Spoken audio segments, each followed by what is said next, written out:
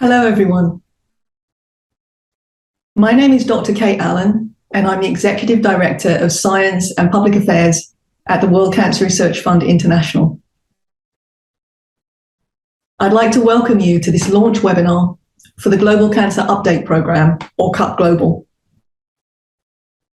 I'm sure that some of you are familiar with the Continuous Update Project, which was the previous incarnation of CUP Global. And we'll hear soon from my colleague, Dr. Giota Mitrou, who's our Director of Research and Innovation, on how and why the Continuous Update Project evolved into CUP Global. But before we get into the nitty-gritty, I'd like to take a step back and say a little bit about the World Cancer Research Fund Network and why the CUP Global initiative is so important to us. We have offices in the UK, in the US, where we're known as the American Institute for Cancer Research, in the Netherlands, and we also have a scientific presence in Hong Kong. We all share the same vision, which is to live in a world where no one develops a preventable cancer. And the Continuous Update Project and moving forwards CUP Global are a key mechanism to help us achieve that vision. We know now from many independent studies looking at hundreds of thousands of people in different countries that the cancer prevention recommendations that arose out of the original Continuous Update Project really work in a real-life setting to reduce people's risk, not just of cancer, but also other NCDs as well. And those recommendations, as well as other outputs from the Continuous Update Project, inform and underpin all of the work that we do as a network. So through our health information programs, we reach out to health professionals, to patients, and to the public. Through our policy and public affairs programs, we reach out to policymakers, to researchers, and to academics. Through our scientific programs, which include CUP Global, we reach out to our scientific audiences. And through our communications programs, we reach out across all of these different audiences.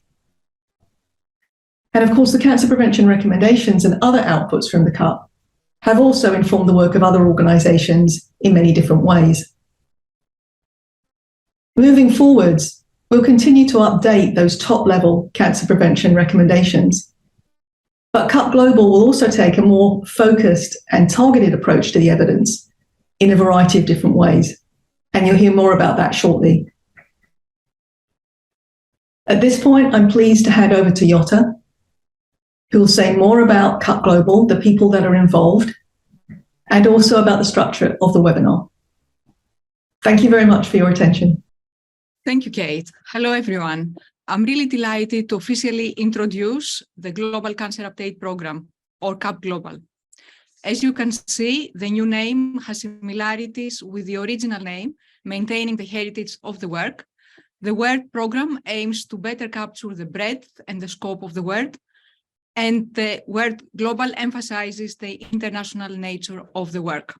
But first, how did CUP evolve into CUP Global? The 2018 WCRF AICR third expert report, that I'm sure many of you are aware, showed that our cancer prevention recommendations are very firmly grounded in the evidence, are robust and unlikely to substantially change in the future. The CUP also identified some evidence gaps and also tantalizing hints of new knowledge. For example, in the area of early life exposures and cancer, but also in the area of cancer survivors where the evidence is limited, and therefore in the future we need to be able to have more specific recommendations. To take the work forward, we undertook a 360-degree review of all aspects of the CUP, guided by a panel of experts that was called the CUP Transition Panel. There was a lot of work that went behind the scenes, and as you can see on the next slide, they worked on 8 areas. I'm not going to go into the detail, but you can see that we reviewed the evidence search and synthesis process all the way to the work around cancer survivors. So what came out from that process was distilled in the CUP Global Strategy and 4 main research areas. That's cancer incidence, cancer survivors, cancer mechanisms, and obesity.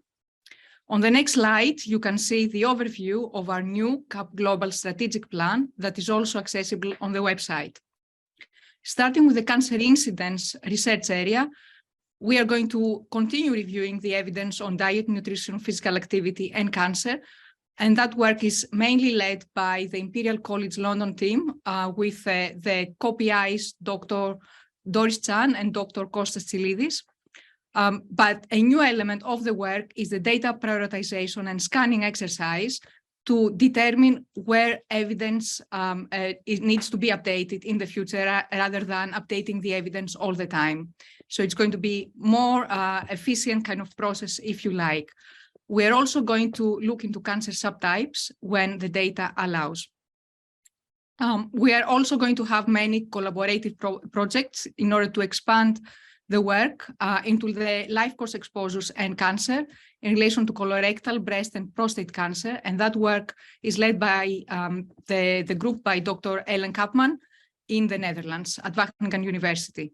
We're also going to work on dietary and lifestyle patterns in relation to breast cancer. And this work is happening in Spain by Dora Romaguera's group, and dietary patterns and colorectal cancer by Dr.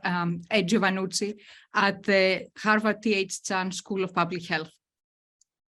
All of these collaborators will be working closely with the Imperial College team in order to have consistency in how the reviews are being done. Moving to the area of cancer survivors, this work is mainly led by the Imperial College London team and will encompass reviews of adult cancer survivors, starting with breast, colorectal, and prostate cancer survivors, as well as childhood cancer survivors. And this is a new area for WCRF, but very much needed in the scientific world, and will focus first on pediatric acute leukemia. As mentioned earlier, the data prioritization approach will also apply to the cancer survivors research area, and we'll be looking both at medical outcomes as well as quality of life outcomes. The cancer mechanisms work area will be done in collaboration with IARC, the International Agency for Research on Cancer, led by Professor Mark Gunter. And the main aim of this work is to develop clearer understanding of the biological processes that underpin the associations between the exposures of our interest and cancer, and will support both the cancer incidence and the cancer survivors work. And it's really important to have this research area, because when it comes to the panel judgment, it's really important to look at the mechanistic evidence to make recommendations, conclusions, and recommendations. Last but not least, with the obesity work area, CAP Global will ensure that our cancer prevention recommendations as they relate to obesity remain up to date. To do that, we'll be conducting literature scanning of obesity risk factors in early life into adulthood and dietary and lifestyle patterns. And this work is mainly done by the science team, the research interpretation team at WCRF International, but also will expand into novel areas in order to facilitate behavioral change and really make some impact in this area. I would like to also mention that outside these four research areas, we are having another project that is very important for CAP Global. That's the automating some aspects of the systematic literature reviews. And that work is led by Dr. Po at the University of Bristol, working with the Imperial College London team. This work aims really to improve the efficiency in conducting systematic literature reviews by incorporating existing technologies, but also building in-house applications either alongside or integrated into the CAP Global database. So my next slide shows how from the collaborators, what other groups are going to be involved in the CAP Global. And actually, as you can see on this slide, there is an impressive number of experts around the globe that are going to contribute to the CAP Global and really work with the Secretariat to personalize the CAP Global strategy. So we have 8 experts recruited to the new CAP Global panel, including the chair and the deputy chair that you'll hear from them shortly, an expert lead for each of the 4 research areas that also are part of the panel, and we have a lay representative as well as a global representative to provide more focused approach on the global reach. 35 experts have been recruited to the 4 expert committees. And those will provide specific subject expertise that is very much needed in the new phase of CAP Global.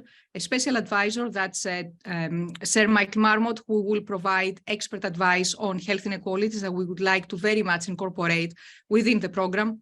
And we are also having, we have 5 formal observers to the panel representing key organizations such as WHO, NCI, UICC, IARC, and INSERN in France.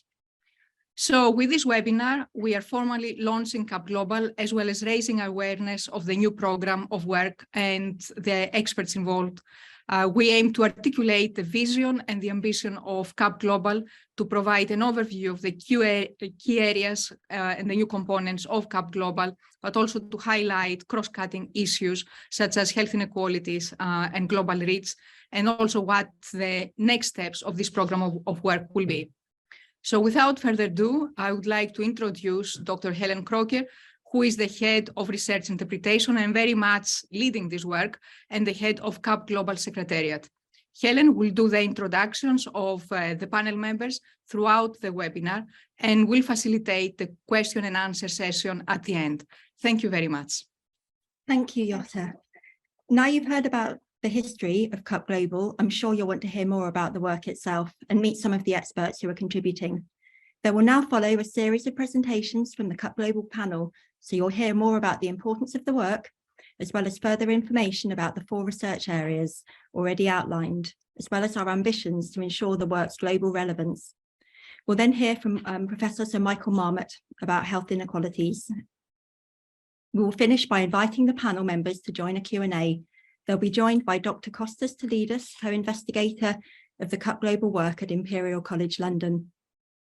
I'd like to invite you to post any questions for the panel and Costas in the Q&A function as you listen to the presentations, and we'll get through as many of these as we can. Without further ado, I'm delighted to present Professor Lord John Krebs, the chair of the new CAP Global panel. Lord Krebs is Emeritus Professor of Zoology at the University of Oxford in the UK. He was the first chairman of the UK Food Standards Agency and has been involved in numerous committees and select committees, and has a particular interest in the Science Policy Intercept. I'd like to welcome Lord Krebs. Thank you very much, Helen, for that introduction, and thank you to Kate and Giota for describing some of the background to the CAP Global programme. I'm really honoured and excited to have been invited to chair the panel, and I thought I'd kick off with a little bit of personal background to explain why this is so important to me.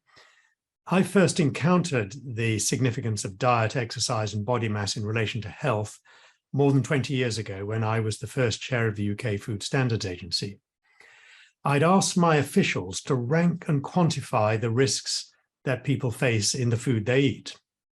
And although many people would think of food poisoning, food allergies, pesticide residues, and so on as the big food risks, these are in fact dwarfed by the dietary contribution to risk of chronic disease, including cancer.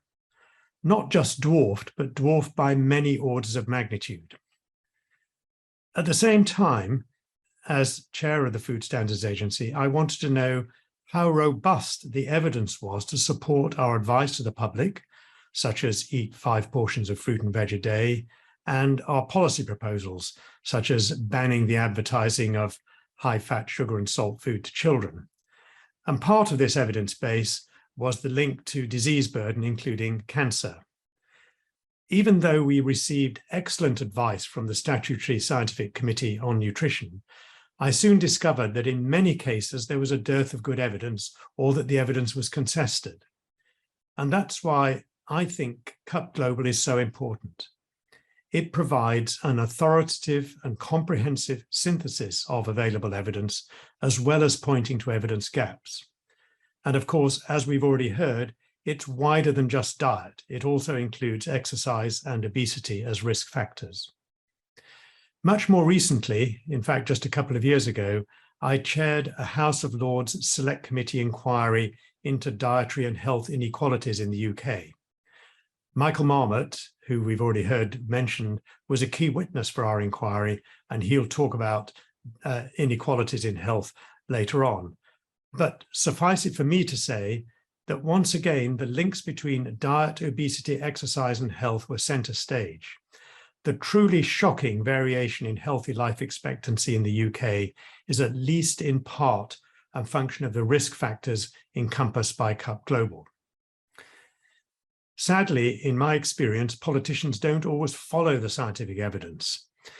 This is particularly true in the UK at the moment, where the new government announced last month that it intends to reverse policies agreed only last year and that were known to be effective in helping to improve diets and therefore reduce chronic disease risk. But nevertheless, having a robust evidence base is crucial to those of us who work to try to influence policy. It may be a long haul, but authoritative evidence is immensely helpful and important.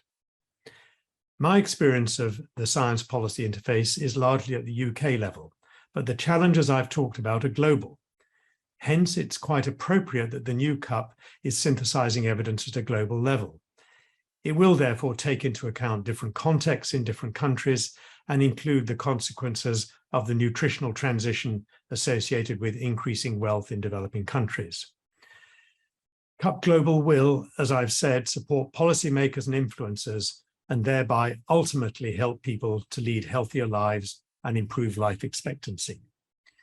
I think it's unique in synthesizing the three risk factors I've already mentioned.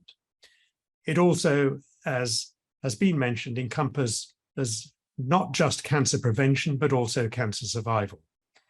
Well, that's really enough from me. We're going to hear from experts about each of the work streams. Simply to say, once again, I'm honored and delighted to chair the panel, which I hope will provide an extra layer of scrutiny and oversight to the work. And also, I'm especially delighted that I'll be working closely with Matty, who is the deputy chair of the panel. Thank you very much for listening. Thank you, Lord Krebs. That's really set the scene perfectly for the rest of the webinar. It's now my pleasure to introduce Professor Matty Weijenberg, our Deputy Chair. Professor Weijenberg is Professor of Molecular Epidemiology of Cancer and Chair of the Department of Epidemiology at Maastricht University in the Netherlands. She will talk more about why cancer is such an important global health issue and the crucial role that diet, nutrition and physical activity play. Welcome, Professor Weijenberg. Thank you. Thank you very much for the opportunity for me to present the importance of CUP Global, the CUP Global work for the field, and also for being part of this as a vice chair. Next slide, please. 19.3 million new cancer cases and nearly 10 million cancer deaths were estimated worldwide in 2020. Half of new cancer cases and more than half of cancer deaths occurred in Asia, where almost 60% of the global population resides. But in comparison, Europe accounted for 23% of total new cancer cases and 20% of cancer deaths, although it only represents 10% of the global population. In contrast to other regions, the share of cancer deaths in Asia and Africa are higher than the share of incidence because of differences in the distribution of cancer types across regions and the higher case fatality rates in Asia and Africa. Next slide, please. Worldwide, an estimated 28.4 million new cancer cases are projected to occur in 2040, which is a 47% increase from the 19.3 million cases in 2020, assuming that the national rates estimated in 2020 remain constant. The relative magnitude of increase is most striking in low and middle human development index countries, 95 and 64% respectively. Next, please. But in terms of the absolute burden, the high human development index countries are expected to experience the greatest increase in incidence, with 4.1 million new cases more in 2040 compared with 2020. Next, please. And this projection is solely due to the growth and aging of the population, but it may be further exacerbated by increasing number of patients, by an increasing prevalence of risk factors in many parts of the world. And in addition, there will be an increasing number of survivors from cancer. And this is important So it will be more and more important to understand how diet, nutrition, physical activity, and body weight are of relevance to the outcomes that are of relevance to these cancer survivors, not only mortality and recurrence, but also quality of life. Next to the global inequalities in cancer occurrence on this slide, also for death and risk factors, there's also a considerable regional inequalities within regions and within countries, which we still do not fully understand. And these transitions and inequalities underscore why it's so important to continue the work of CUP Global and broaden our scope. Next slide, please. Looking at the top 5 new cancer cases and cancer deaths worldwide, female breast cancer is the most commonly diagnosed cancer. You can see this in the left. And that's closely followed by lung, colorectal, prostate, and stomach cancers. Lung cancer is the leading cause of cancer death, shown in the right, which is followed by colorectal, liver, stomach, and female cancer, breast cancers. Most of these common forms of cancer on this slide are also known to be among the most preventable forms of cancer. Next slide. The global burden of cancer attributable risk factors was systematically analyzed for the Global Burden of Disease study and published in the Lancet just this year. The cancer burden attributable to behavioral, environmental, and occupational and metabolic risk factors was estimated for 82 risk outcomes or risk factor cancer pairs, selected largely on the basis of the WCRF evidence criteria from previous CUP work. In 2019, the total number of cancer deaths globally attributable to all estimated risk factors in this study was 4.45 million for both sexes combined, accounting for 44.4% of all cancer deaths. These figures were higher for men than for women, and the figures were generally mirrored in the percentage of total disability-adjusted life years, DALYs, that were globally attributable to all these estimated risk factors.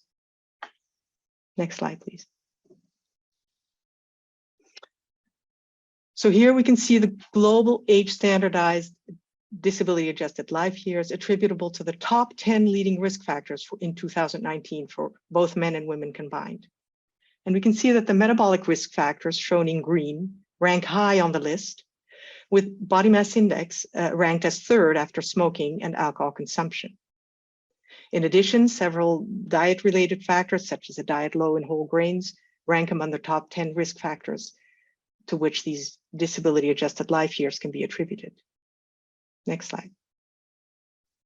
When comparing the 2019 data to 2010, the ranking remains similar, but the percentage change in age-standardized rate of DALYs is disturbing for those attributed to metabolic risks in green. So an increase in percentage, including body mass index, which shows a 4.8% increase over this decade. And it's therefore important to understand the risk factors and dietary and lifestyle patterns contributing to overweight throughout the lifespan. And this will be an important part of the evaluation of CUP Global. Next slide. So some of the current and global trends and transitions that I presented underscore the relevance for the work areas defined within the Global Cancer Update program as presented on this slide. I've not been able to present a background to all the elements of the program, but the panel members leading the work areas will now present each of these areas, also addressing the key new methodological approaches that will be applied to evaluate the evidence. So I'm very honored to be part of this and very happy to be working together with John and the other panel members and WCRF for this new Global Cancer Update program. Thank you very much. Thank you, Professor Weijenberg. That was a really excellent overview of why this work is so important. We're privileged to have a panel of renowned experts. Next, we'll hear from the rest of the panel, representing the 4 main work areas: cancer incidence, survivorship, mechanisms, and obesity, as well as our global representative. First, it's my pleasure to introduce Professor Monica Baskin. Professor Baskin is Professor of Medicine at the University of Pittsburgh in the United States and is Associate Director of Community Outreach and Engagement and Associate Director of Health Equity at the Hillman Cancer Centre. She is the Expert Committee Chair for Cancer Incidence. I am Professor Monica Baskin from the University of Pittsburgh School of Medicine and UPMC Hillman Cancer Center. I will give a brief overview of Work Area 1, Cancer Incidence. With this CUP Global Update, we hope to strengthen current cancer prevention recommendations and develop more specific recommendations based on different stages across the lifespan, as well as for cancer subtypes. We will accomplish these goals by using data prioritization as new evidence accumulates over a period of time, and with collaborative projects with external groups that are supported by the CUP Global team. Prior work by CUP has shown that some cancer subtypes respond very differently to the same exposures. We seek to better identify how many cancers this might apply to and the possible underpinnings of these differences. Ultimately, this work may enable more targeted advice to specific populations who have distinct risk factor profiles. In order to strengthen existing and future cancer prevention recommendations, it is imperative to improve the research methodology, specifically around dietary and lifestyle patterns. This update includes a new approach to synthesizing evidence on dietary and lifestyle patterns in order to better include the growing body of literature related to these behaviors and cancer incidence. This work includes a specialized narrative synthesis that can be employed when meta-analyses are not appropriate. This work is also in collaboration with colleagues such as Dr. Roma Guerrera and Professor Giovannucci and colleagues. In addition, we now recognize that different life stages could influence cancer risk. As part of CUP Global, we hope to gain a better understanding of the impact of specific exposures on risk, both at chronological age and developmental biological life stage, allowing us to better identify critical periods for prevention and intervention, and potentially for the development of more tailored recommendations across age groups. Work like this is in collaboration with Dr. Vortman and team. And with respect to our methodology, we are utilizing systematic literature reviews, a robust grading criteria, the integration of cancer subtypes, and a shift from continuously reviewing all exposures and cancers as previously done in the CUP to prioritizing areas where there is new evidence or gaps in our knowledge. We hope that our first outputs will be related to dietary and lifestyle patterns and breast cancer incidence, and life course and colorectal cancer. As you can see, we have a number of things ahead of us. Please stay tuned for updates. Thank you. It's my pleasure to next introduce Dr. Ellen Copson from the University of Southampton in the United Kingdom. Dr. Copson is chair of the CUP Global Expert Committee on Cancer Survivors. She is Associate Professor and Honorary Consultant in Medical Oncology, and she specialises in breast cancer. Hello, I'm Ellen Copson, and I'm chair of the CUP Global Expert Panel on Cancer Survivorship. Over recent decades, we have seen a significant improvement in overall cancer survival. This is partly through improvement in early detection of cancers, such as through screening programs. It is also due to the significant advances that have occurred in the treatment of a number of the more common malignancies. And therefore, we are seeing a steady increase in the number of cancer survivors in many parts of the world. A cancer survivor is defined as an individual who has been diagnosed with cancer, regardless of when that diagnosis was received, who is still living. This group includes both those patients receiving active cancer treatment whether it is with curative intent or with the aim to control the disease, and as it also includes those patients who have completed their treatment or are in remission. For all of those patients, there are some very key cancer survivorship issues. Firstly, cancer outcomes, that is, the risk of cancer recurrence or cancer progression. But there is also the issue of short-term and long-term side effects from cancer treatments, which can be extremely significant. And of course, there is this very significant psychosocial impacts of a cancer diagnosis. We clearly need to fully understand the impact of diet, nutrition, and physical activity on these issues. Currently, it is very difficult to give accurate advice to patients in this area because advice is currently limited by patchy evidence base. Although many studies have been performed in cancer survivors to look at these lifestyle factors, studies have frequently not taken into consideration key oncological factors that can impact cancer outcomes, such as biological subtypes of disease, the stage of the cancer being treated, or which treatments have actually been received. The ambition of the CUP Global Project is to build the same robust evidence base for cancer survivors as there is for cancer incidence.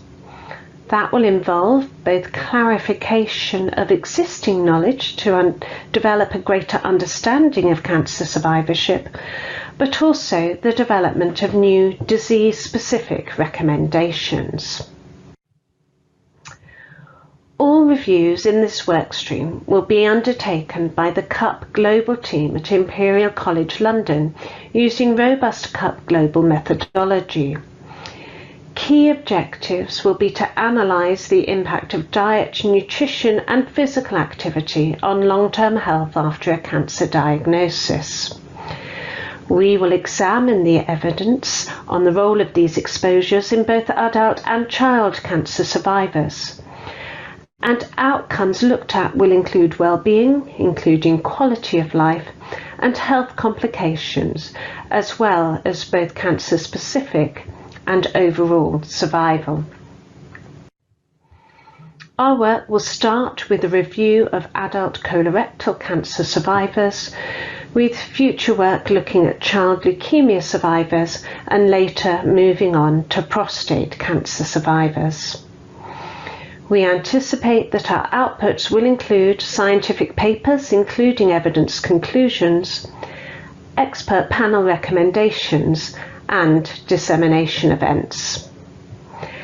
As an oncologist, I know just how very important this whole area is to our cancer patients, and I'm really looking forward to working with the World Cancer Research Fund on this vital project. Thank you. I'd like to next introduce Professor Sarah Lewis from the University of Bristol in the United Kingdom. Here she is a Professor of Molecular Epidemiology in the Department of Population Health Sciences. Professor Lewis is Chair of the CUP Global Expert Committee on Cancer Mechanisms. Hello, I'm Sarah Lewis from the University of Bristol, and I'm presenting an overview of the cancer mechanisms work on behalf of the Mechanisms Expert Committee.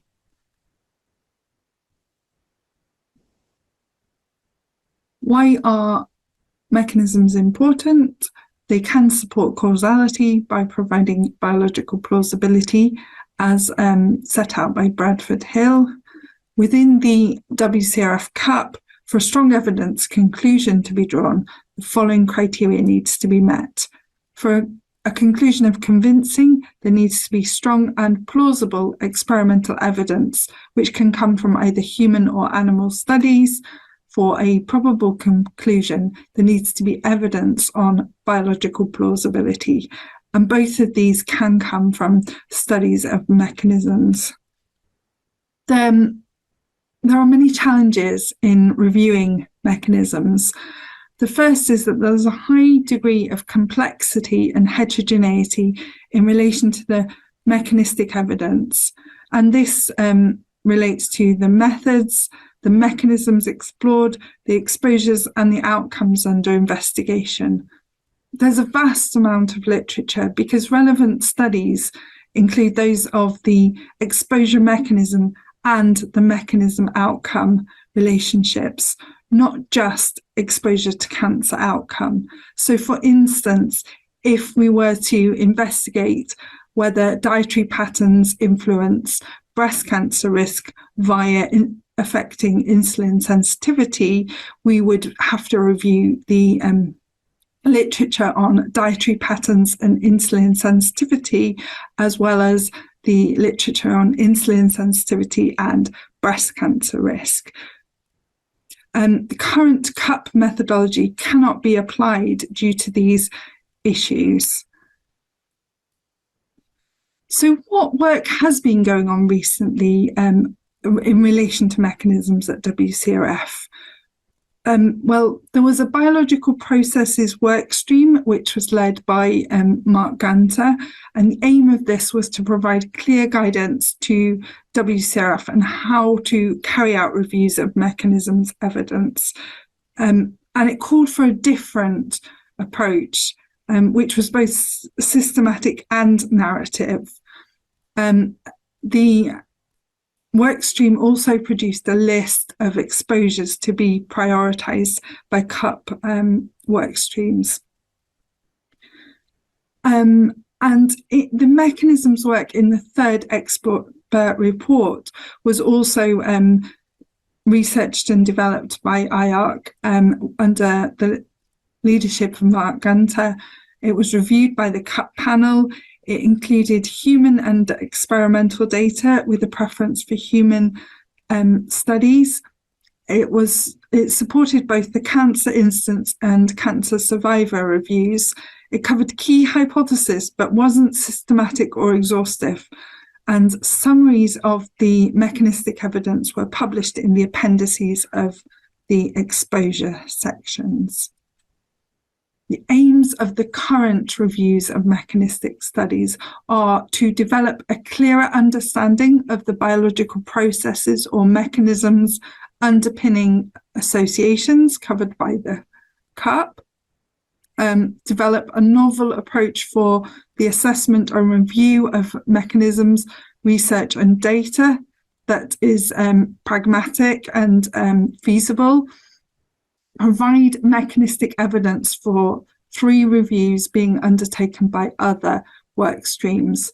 And these 3 reviews are diet and lifestyle patterns and breast cancer incidence, diet, nutrition, physical activity and colorectal cancer survival, life course, and colorectal cancer incidence.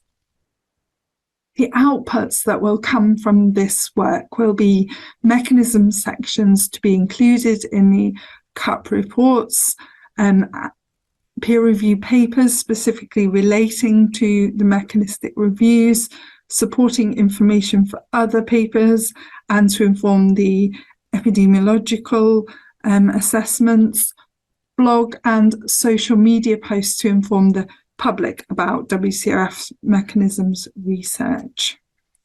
And this is very much team effort. There have been lots of people involved in this work and who are still involved. Mark Gunter, I've already mentioned, has led much of this work. I'd also particularly like to mention Stephen Hurstings, who has been a key figure in all of this from the very beginning. Thank you for your attention. I'd next like to introduce Professor Jaap Seidell from the Free University in the Netherlands. He is also co-director of the Research Institute Sapati Amsterdam. Professor Seidell is chair of the CUP Global Expert Committee on Obesity. In this short presentation, I will take you through the update on obesity and cancer. My name is Jaap Seidell. I am at the Free University in Amsterdam. Obesity has been estimated to be one of the key risk factors for cancer in the third expert report, and it is increased the risk of numerous cancers. And we would like to aim that the recommendations are up to date, specifically prevent and also manage cancer in obese patients. On this slide, you will see a short summary of the relationship between obesity, physical activity, and cancer. And we are aiming to look at both obesity and physical activity in more detail in this working group. As you can see, there is a strong link between overweight and obesity and an increased risk of 11 types of cancer. And on the right-hand side of this slide, you will see the types of cancer that are associated with obesity. And those are including very common cancers like endometrial, ovary, and breast cancer in women, but also colon cancer, pancreas cancer, gallbladder cancer. And so, because overweight and obesity are very common in the population, the risk is severely elevated for these types of cancer. The contribution that obesity and overweight have on the total incidence of cancer is really important. And as you know, about 2 billion people in the world are overweight or obese, and this is increasing very rapidly.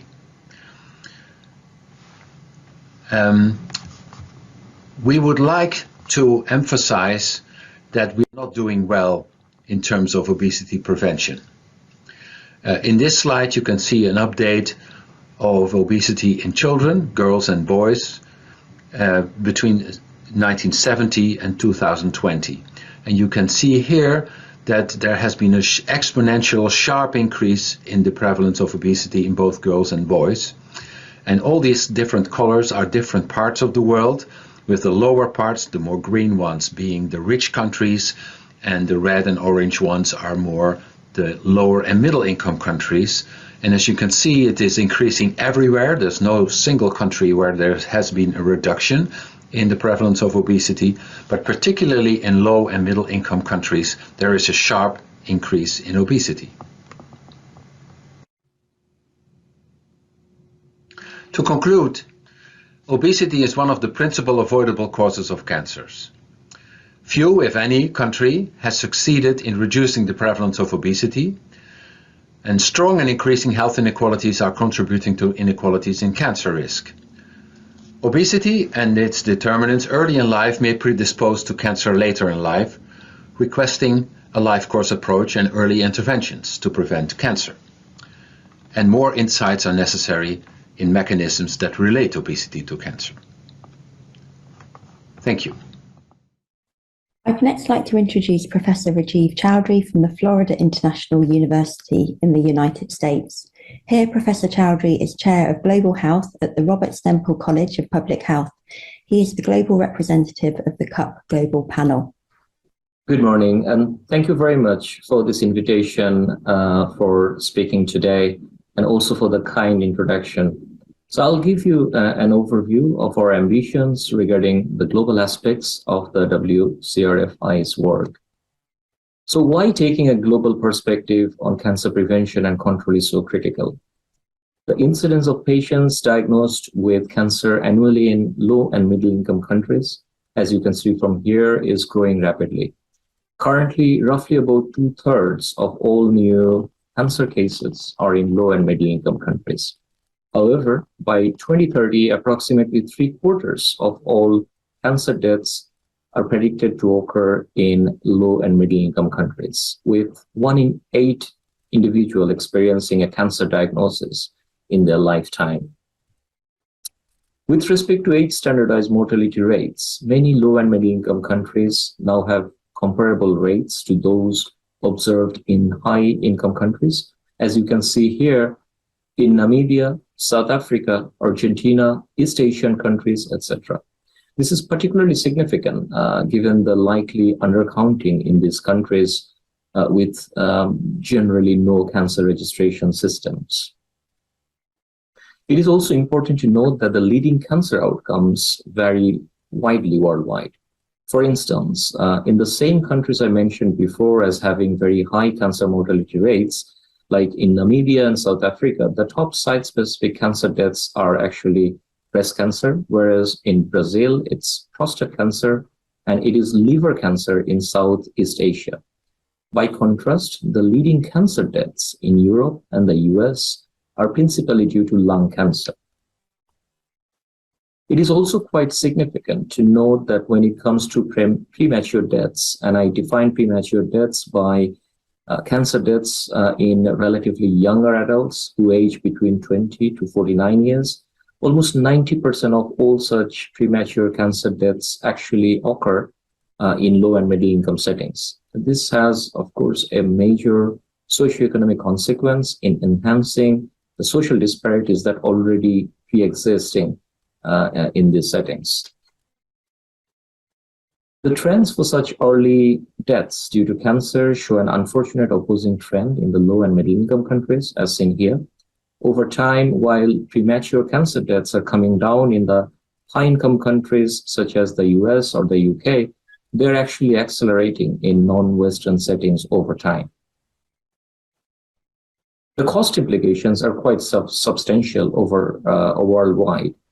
For example, in Europe, as well as in other emerging economies.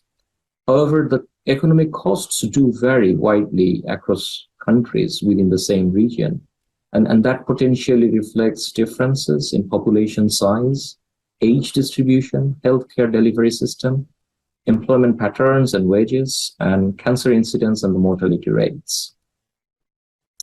Now, there are major gaps exist when it comes to research and the policy in low and middle income countries. So, for example, the epidemiological data and the registries, national and subnational incident and deaths, these kinds of data are quite critical for policy formulation, data on screening, data on stage and diagnosis and survival rates, data on risk factors and socio-structural determinants. They're all critical for national response and are largely missing from low and middle income countries. Also for trial data, it has been shown that the majority of the trial participants on cancer trials worldwide are from high income settings. And such information, context-specific data on treatment decisions, clinical guidelines, and resource allocation are critically driven by trial data, and that's generally missing from low and middle income countries. Also, for guiding the chemotherapy and the immunotherapy decisions, the efficacy and the toxicity data from different populations are also quite critical. With respect to cancer biobanks and genomics, they have been shown to be very helpful, relevant in transforming the diagnosis, informing the treatment in the Western countries. However, such resources, such approaches of genomics in cancer are broadly missing from the low and middle income contexts. Also, when you have evidence-based interventions, it's quite important to contextualize them for local adoption as well as local scaling up. And implementation research is critical for sustaining and adapting those evidence-based interventions. Such data are largely missing from low and middle income settings. The policy integration is a key part. Locally relevant guidelines formulation is a general requirement. However, the policy scoping reviews are not as common in the low and middle income settings as they are in the high income countries. And also the promotion of South-South collaboration and the network building is really key for national and regional responses. And the broad gap with respect to capacity strengthening in the low and middle income countries has been a major challenge. And not only just capacity building at the individual level or the care provider level, but also at the community level and the institutional levels as well. So what are the proposed action plans for the WSRFI? So I think it's extremely important to form a globally representative advisory group for WCRFI, which would lead the wider discussion and would formulate conclusions with respect to the global perspectives, and also considering global or regional contexts in providing the recommendations. And hopefully this should then inform the setting up of future funding priorities based on such global needs as well as the globally relevant data. Thank you very much for listening. It's my pleasure to next introduce Professor Sir Michael Marmot. Sir Michael Marmot is Professor of Epidemiology at UCL and Director of the UCL Institute of Health Equity. He's had a distinguished career leading research groups on health inequalities for several decades, as well as having numerous other positions in the United Kingdom and globally. We're delighted that Sir Michael Marmot is Special Advisor to the CUP Global Panel, providing expert advice on health inequalities. WCRF, in its reports on diet, nutrition and cancer, has been absolutely brilliant in looking at specific components of the diet, of obesity and other influences on cancer. I want to put it in the broader context of inequalities, and I'm delighted to say that IARC produced a second volume on inequalities, and I've drawn on that volume in what I'm going to show you now. So from New Zealand, for example, as an example, is deprivation from the least deprived to the most deprived, and cancer mortality for Maori and non-Maori. Particularly for non-Maori, it's a very clear social gradient. Stepwise, the greater the deprivation, the higher the cancer mortality. It's not quite as clear, but pretty close to it in Maori. And you can see for each level of deprivation, the cancer rate is higher in Maori than non-Maori. We have to look at inequalities, not just the specific exposures related to cancer. If we look at Europe, inequalities in cancer by education for men and for women, that's a relative rate of 1. And you can see for Finland, Sweden, Norway, Denmark, England, Wales, Belgium, France, all of these countries, people with low education have higher mortality rate ratios than people compared to people with high education. It's true for men and pretty well true for women. Some exceptions, Italy, Spain, and Slovenia, interesting exceptions, but in general, it's true. A bit like the New Zealand story, in Australia, if we look at the Indigenous rate for cancer and the non-Indigenous, the disadvantage for the Indigenous population has increased because cancer mortality, age standardized, is going up in the Indigenous population, going down in the non-Indigenous. And you wouldn't say, just to anticipate what I'm going to say next, you wouldn't say that the problem simply is that the Indigenous population is smoking more or not eating enough fruit and vegetables. You've got to look at the situation, the social and economic circumstances in which people are living, which is driving these differences. And if we look internationally, an example, cervical cancer is one that within country follows the social gradient very clearly. The more deprived, the higher the cervical cancer. And for low and medium countries, Human Development Index, this is cervical cancer rate, China's an exception. And for high and very high Human Development Index, cervical cancer is in general at a lower level and has been coming down at a very fast rate. So let's turn attention to some of the causes. Obesity, a growing problem. And given the link of obesity to cancer, that's going to retard efforts to reduce cancer mortality. The US, the UK, high-income countries generally, look at Brazil, upper middle income, lower middle income, and low income.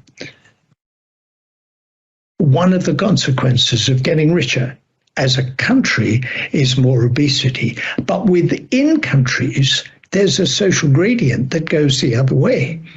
Low level of education, medium level of education,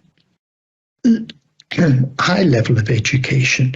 You can see the gradient in Greece, in Slovakia and Latvia, in all of these countries, this gradient. So richer countries have more obesity than poorer countries in general.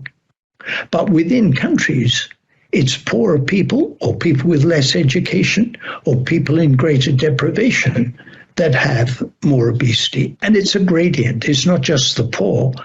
The greater the number of years of education, the less the obesity level in all of these countries. And when we go back earlier in life to look at obesity prevalence in year 6, age around 11, least deprived, most deprived, obesity, childhood obesity had been rising, but the rise in childhood obesity in England has leveled off in the least deprived areas, but it's continuing to increase in the most deprived. So the inequalities are increasing. And that suggests, given that obesity tends to track through the life course, that suggests that inequalities in diseases related to obesity, including cancer, will increase. Fruit intake, not because fruit by itself is the crucial element related to cancer, although it may be important, but as an indicator of healthiness of diet, the difference between countries. So in Scotland, the lower the socioeconomic level, the less the fruit intake. The higher the level, the greater the likelihood of eating 2 or more pieces of fruit a day. In Portugal, there isn't a social gradient. Fruit intake, these are relative differences. So there's no socioeconomic level. It's not telling you that in Portugal they eat less fruit. It's because these are relative differences. There's no gradient. In fact, they eat more fruit in Portugal. So the link between socioeconomic level, deprivation, lower socioeconomic level, and worse diet is to some extent contingent on wider circumstances, on the nature of the national food supply. We hear a lot of talk among politicians that poor people have poor diets because they don't know how to cook, they don't know how to manage their budgets. A procession of rich people with posh accents tell us that if they were poor, they could eat porridge and survive on low income. Look at this. This is deprivation level of households and what people would have to spend to follow the NHS Eat Well guide. If you were in the bottom 10% of household income, you would need to spend 74% of income on food to eat healthily. This is not because you don't know how to cook. This is not because you're ignorant. This is not because you're lazy. It's because you're poor. Don't blame poor people. Blame their poverty. Alcohol. The alcohol paradox continues to challenge us. Most deprived, least deprived. The proportion of adults drinking at increased or higher risk of harm. The less the deprivation, the greater the proportion of adults drinking at harmful levels for men and for women. Particularly striking for women is that social gradient. But when we look at actual harm, it goes the other way. Most deprived, alcohol-specific mortality, it goes the other way. So the least deprived are more likely to drink at harmful levels, but the most deprived are more likely to suffer harm. It suggests it may have something to do with pattern of drinking. If you drink all that much on Friday night, rather than having a bottle of Beaujolais with dinner every night of the week, but if you drink the equivalent on Friday night, it might be more harmful. It might be, of course, that it's alcohol along with other things. What travels along with alcohol? Is it smoking? Is it diet? Is it other things that put you at higher risk? And it may be a problem with surveys that if you're poor and a heavy drinker and in the gutter, you may not get into our surveys.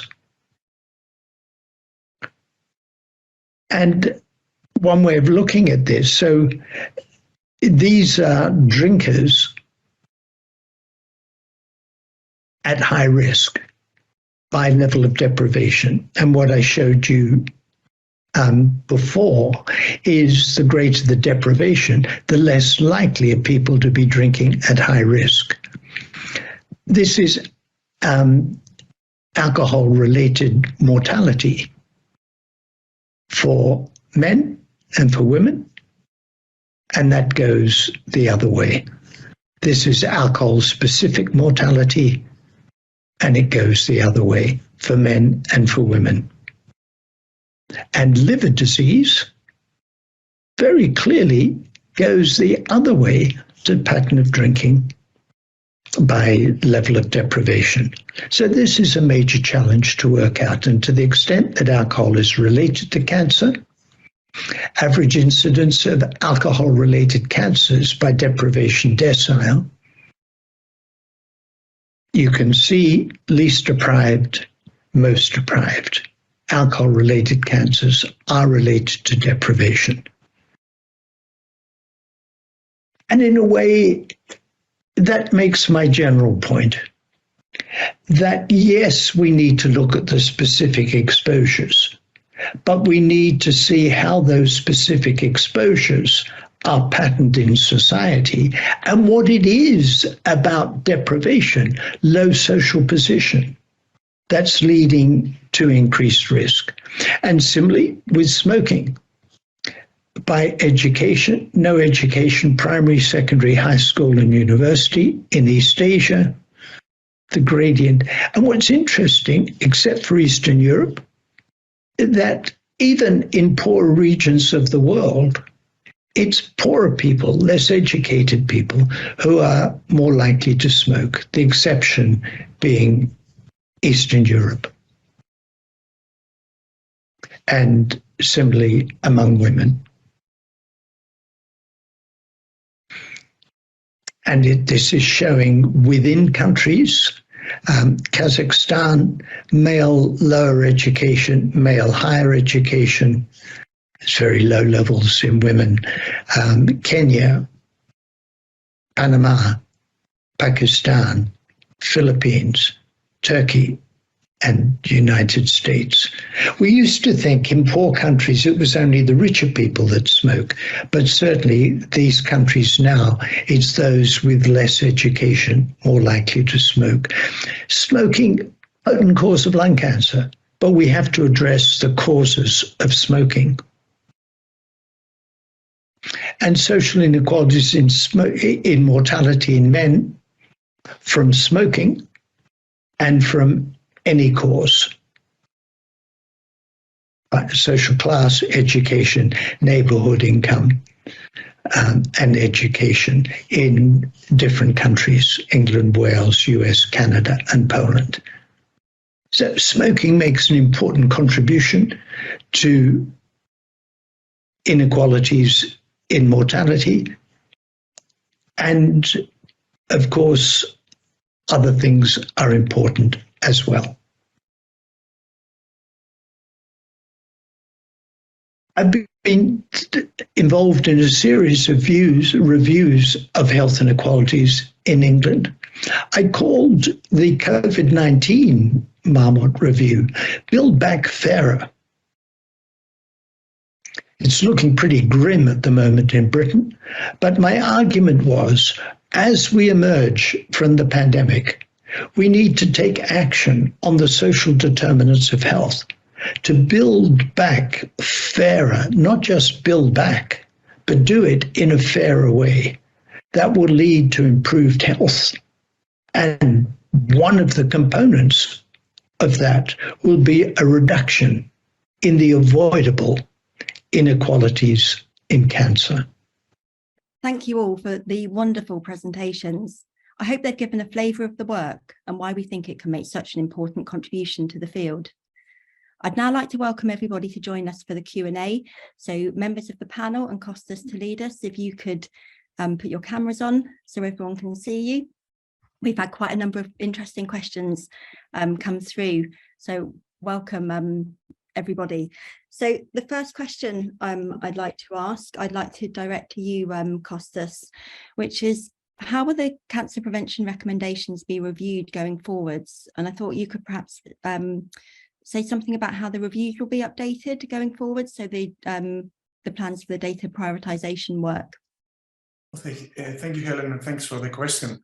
So a huge part of the future work in the CAP Global is, apart from focusing on cancer survival and several other areas outlined earlier during the talks of the different panel members, is also working on prioritizing different aspects of the cancer incidence reviews that were done in the past, and to redo them in a more structured and tailored way, depending on where more evidence is expected. So on that front, we have discussed a number of different ways to approach re-reviewing some of the evidence. And this will depend on expert knowledge on certain areas where we believe are important for research and potentially understudied to some extent, like, for example, childhood cancer. But also we will use a number of epidemiological and statistical tools that can tell us to what extent prior evidence is likely to change with as new studies are coming in. And in some of these areas, we will put more emphasis on re-reviewing the evidence. Thanks, Costas. So we've got another question, which I'm going to direct to you initially, Ellen. So what difference do you think this work could make to people who've had a diagnosis of cancer in terms of their long-term health? Thank you. Well, politicians may not always be evidence-based in their recommendations, but oncologists, surgeons and other healthcare professionals involved in looking after cancer patients very much are. We spend a lot of time talking to our patients about treatment options and the evidence from clinical trials that supports our recommendations. So it's really vital for us to have high quality evidence about these lifestyle issues so that we can advise our patients regarding those issues with as much confidence as we can advise them regarding sort of surgical strategies or drugs. I think the other really important thing is that we need this level of evidence in order to get appropriate services commissioned by health services. We're in a situation where, for example, if a patient has cardiovascular problems, a myocardial infarction or heart attack, for example, that most healthcare systems will include a sort of a rehabilitation course and care of physical activity and nutrition as part of the recovery program. And in most places, we just don't have access to those sort of services for our cancer patients. So even when we can advise them of what we think they can do, they often aren't the services that we can direct them to help support them in their recovery, for example, from cancer treatment. So gaining that high level scientific evidence that the CUP Global Project is going to provide on survivorship is going to be really vital in terms of us improving the services and the advice we can give to cancer patients. Thanks, Ellen. I don't know if anyone wants to add anything to what Ellen has said there on the panel. Otherwise, I'll move to the next question. So the next question is, why is there such a focus on obesity within CUP Global? So I'll go, Jaap, to you first, if that's okay, and then I'll invite some others of the panel to contribute. Yes, there's such an emphasis on, because after smoking, obesity is the most important avoidable cause of cancer, according to the third expert report. Also, obesity is signifying, I think, unhealthy lifestyles in general, but it also has a mechanistic hormonal related component to cancer and low-grade inflammation and all kinds of other things. And thirdly, also, it is very important to address also this social inequality, and there is no single determinant of cancer which is so unequally divided in a population as obesity.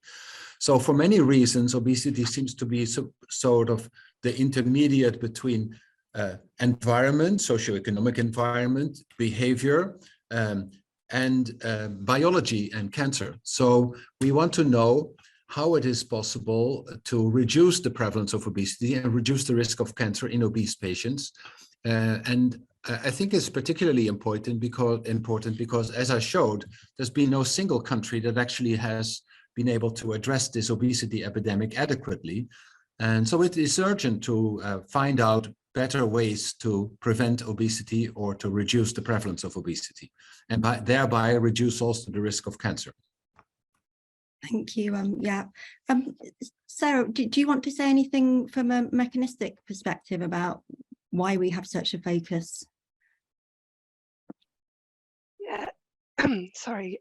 Yeah, I guess so. I mean, there's lots of mechanisms that are related to obesity. So things like insulin sensitivity, hormones, you know, lots of biological pathways are perturbed by obesity, and a lot of those pathways are also linked to cancer risk as well.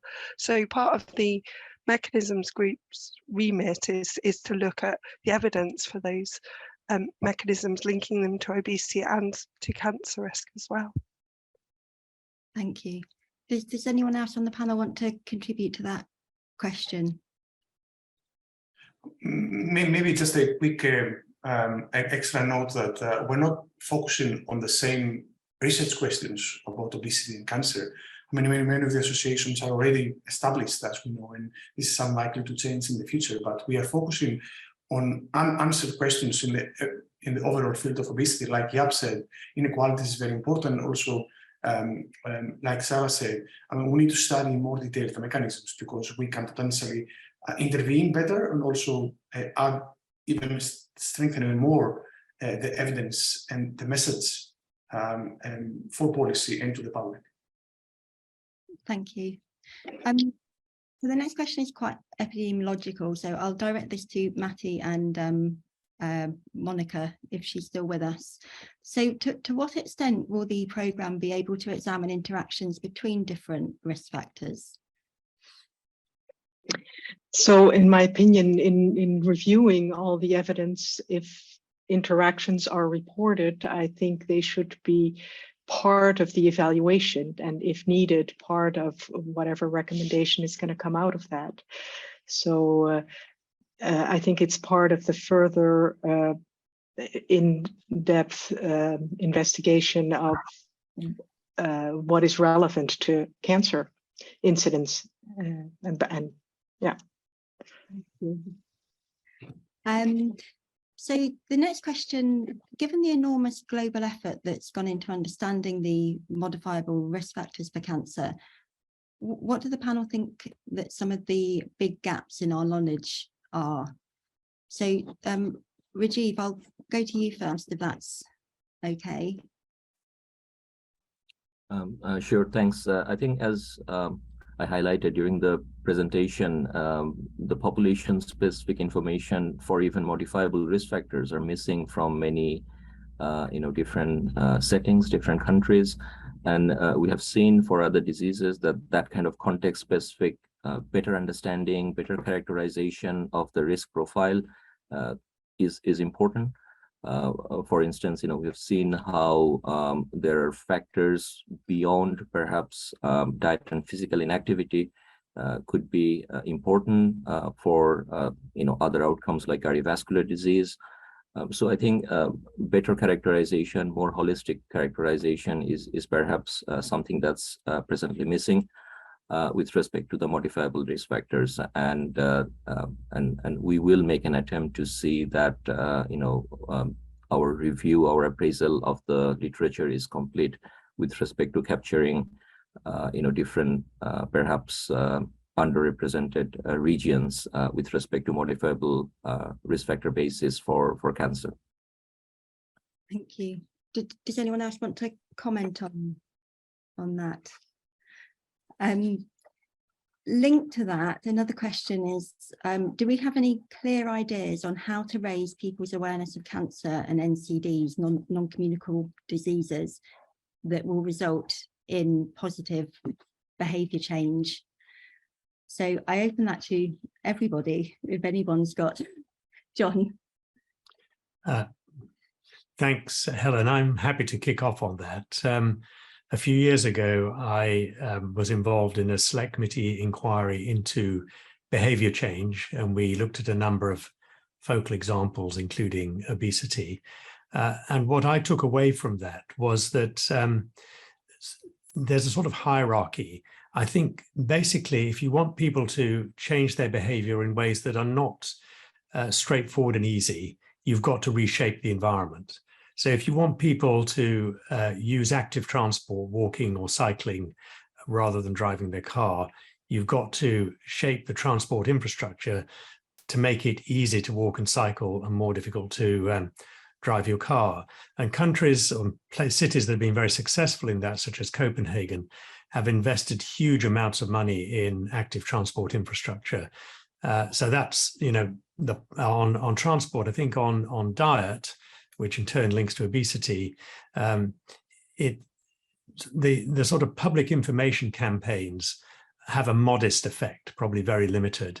But what has been shown experimentally to have an effect is, for example, the way in which alternative options are presented in supermarkets. So supermarkets are absolutely skilled and knowledgeable about how to get people to buy more of particular stuff. And one example is if you place things on the end of the aisles, they're called gondolas, the little bit at the end of the aisle where you're turning around and you're moving a bit more slowly. That's a place where people tend to stop and grab things. So if you put crisps and Coke there, then people will buy a lot of crisps and Coke. If you put broccoli and apples, they'll buy more broccoli and apples. I'm simplifying it, but you see what I mean. I think it's about shaping the environment rather than exhorting people to change their behavior without reshaping the environment. Thank you. I mean, leading on from that, if I could ask, how you think that the outputs of our work can help contribute to that effort of helping to shape the environment. And well, I think somebody in the question box said, what would success look like? And I guess one measure of success is that it does ultimately result in policy change. But I think the stepping stones to that are, firstly, that the work has to be seen as authoritative. So there isn't, questions, is the evidence base a bit dodgy or have they fiddled the books? So being authoritative, being respected, being used, and ultimately influencing policy is where we're trying to head so that people, as we said at the beginning, live healthier lives and live longer. And as I said in my introduction, that's not a short and easy path because politicians who ultimately make the decisions have many different considerations on the front of their mind, of which the long-term health benefits of investing in infrastructure or restricting the way in which food is presented in supermarkets may be quite low down in the priority list.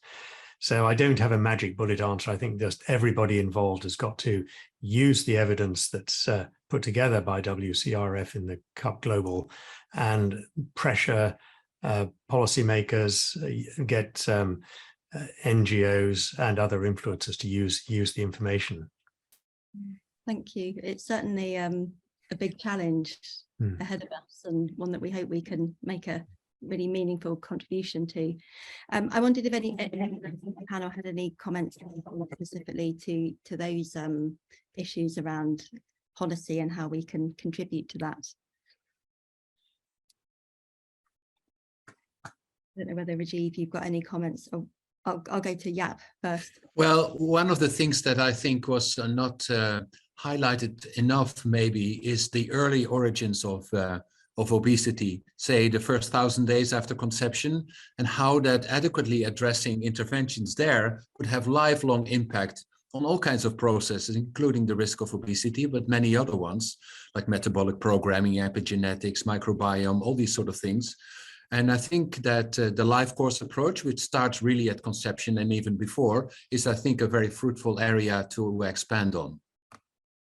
Thank you. And of course, one of our work programs is also looking at the life course approach in relation to the development of cancer, so obesity, but also how early life impacts on cancer risk later in life. Rajiv, did you have any comments about the more policy implications of the work? Yeah, I mean, just on the obesity issue, I think it's really important that we look into obesity from different perspectives, because if you work in South Asian region, you'd see that actually the problem of adiposity has a very different dimension there. It's not just superficial adiposity. If you do the body composition analysis, the body fat percent is very different. And the average body mass index in heart attack cases is about 23. So these individuals are actually they have a bigger problem with visceral adiposity, perhaps rather than the conventional adiposity that we measure. So we have to understand the whole remit of obesity as a key modifiable risk factor. So just wanted to mention that. And with respect to the policy, I think the way we deliver our interventions might differ importantly as well worldwide. I just wanted to highlight that. So a standard example of that would be, we send text messages and we tried to modify behavior in the past in the Western settings, which didn't really work very well. But then we tried that in non-Western settings, and they're a bit more amenable for those kind of interventions coming from a medical care provider. And then in other settings, we've seen more community approach, like leveraging community health workers for behavior change, for diet, for physical inactivity, perhaps may work slightly better in those contexts. So I think contextualization is really a key. And I think would be very good to also look into those newer kind of extensions of our review on these topics, just to perhaps characterize this a bit more comprehensively. So just wanted to include that comment to complement our colleagues. Thank you, Rajiv. I think what happens with the findings is really the key part in this. The research is really robust that we're involved with doing, but then what happens next with those results, research findings, in terms of making changes.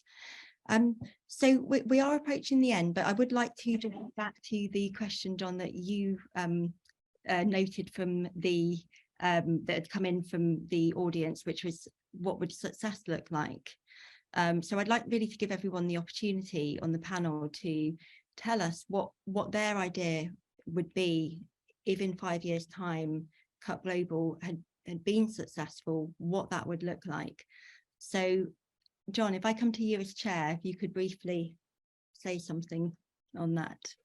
Yeah, thanks, Helen. I mean, I think I said it a few minutes ago, but just to reiterate, I think success would look like an authoritative and respected set of recommendations and conclusions that are being used by influencers and by policymakers, and ultimately achieving our long-term goal, which is to allow people to live longer and to lead healthier lives and avoid getting cancer, or adopt good methods of treating cancer when it's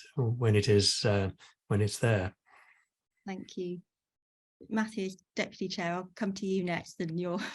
It's difficult to add anything to what John has already said, but indeed, I expect that success would first start with recommendations for the subgroups that have been mentioned today, for survivors, for people of all ages, children, young adults, and eventually, indeed, translating into something that will be used all over the world to change health.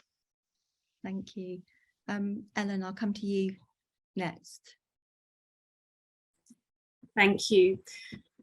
So what I'm hoping for is really clear, authoritative recommendations that I can then explain to my patients with confidence, and that I can take to those in charge of funding healthcare services to use them, to persuade them to put more services in place to support all our cancer survivors. Thank you. Jaap. Yes, thank you. Of course, effective recommendations for policy and practice are important, but I think also it would be very important to raise the general awareness of the population of the potential prevention of cancer. Everybody wants to prevent themselves to have cancer, and their families and relatives, and they largely are still unaware of the importance of, say, diet, nutrition, obesity, especially also parents and children. They don't really think about this. So awareness would be also a part of the success. Thank you. Sarah. Yeah, I would like to add to what's just been said, and say really that from a mechanistic point of view, a greater understanding of the biological processes between diet and lifestyle and cancer will feed into that public understanding of why it's important to improve your lifestyle to avoid cancer risk. Thank you. Rajiv. I think there's not much left to say, but absolutely, I think if we can describe and explain why this is so key to prioritize diet, nutrition, and physical activity as major drivers for cancer and other non-communicable conditions to various levels of the community, from individual to the institutions. I think that is going to be really helpful. But at the same time, highlighting the gaps as well, I think is a key for the researcher, for the general members of the public. Thank you. And last, by no means least, I'll come to you, Kostas. Okay, I think the most important areas have been already mentioned. I would just probably say that we already know that researchers around the globe are accessing the WSRF website for information, for up-to-date information on the associations that we examine and evaluate. An extra step could be that the public could actually access this information as well more in the future. So yeah, I will go with what also Jaap mentioned about awareness and accessing the database from the public. Thank you. Thank you all so much for contributing to that and helping answer some of those pretty challenging questions. So I'd like just to ask you to put your cameras off now, and I will pass over to Giota, who will finish up for us. Thank you, Helen. Thank you everyone for participating in this webinar, the panel, and Kostas and all the people that have joined us. So hopefully this gave you an overview of the work that is going to happen, is happening already, and is going to happen for the next 5 years. And of course, we will not finish there, but there is a lot to be done. There is a lot of pressure, big expectations, and we will, as a network, stand behind that.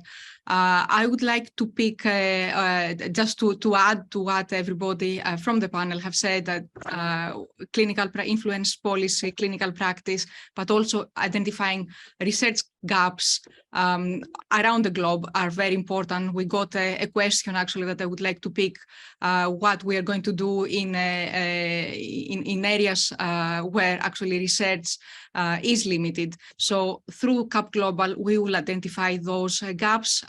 We have Rajiv on the panel, and we will expand on the global representation because that's a very important area. And hopefully CAP Global is going to really drive the agenda in the future for building capacity in low and middle income countries as well. So we are starting with the plan that you saw that is highlighted in the strategy. And we have our first panel meeting coming up at the end of November, beginning of December, where the first set of reviews will be reviewed by the panel. That's early life exposures in relation to colorectal cancer and dietary and lifestyle patterns in relation to breast cancer, along with colorectal cancer survivors, and of course, all the mechanistic evidence to support those reviews. So there is a lot to be done between now and then.